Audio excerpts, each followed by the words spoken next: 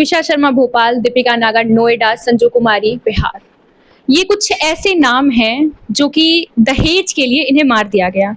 और मुझे लगता है कि हमारे इंडिया में रेप के बाद दहेज ही ऐसी प्रथा है जिसमें महिलाओं को, औरतों को मार दिया जाता है।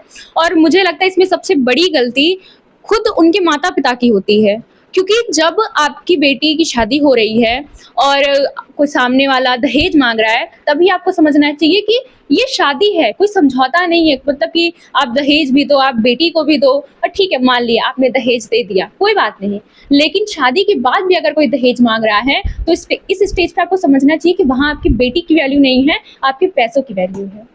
और जब आपकी बेटी आपको बता रही है कि मैं यहाँ सेफ नहीं हूँ, पापा मुझे ले जाइए, मेरी ट्रेन करवाइए, तो वहाँ पे आपको अपनी बेटी को सांत्वना नहीं देना है कि नहीं बेटा तुम रहो, अब तुम्हारा वही ससुराल है। ये सब पुरानी चीज़ें हो गई, हम नए भारत में जी रहे हैं। यहाँ पे अपनी बेटी को सुरक्षित रखना माँ-बाप का पहला कर्तव्य होना चाहिए।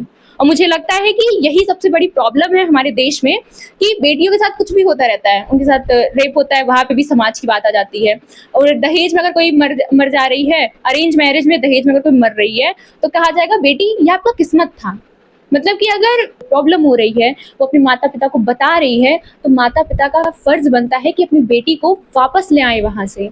वो जो दलदल है वहाँ से वापस लाने की ज़िम्मेदारी माता-पिता की ही होती है। और जो लोग दहेज माँग रहे हैं, उनके अंदर भी थोड़ी शर्म होनी चाहिए। अपनी बेटी की एक तरह से कीमत लगाते हैं, जहाँ तक मुझे लगता है।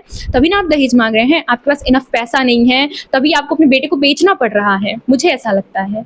और इंडिया में तो हर साल लगभग 5 सालों से एनसीआरबी की रिपोर्ट बताती है अप्रॉक्स 35,000 महिलाओं को मार दिया गया है दहेज के लिए बस। 35,000 कितना बड़ा नंबर है, सोच के देखिए एक बार।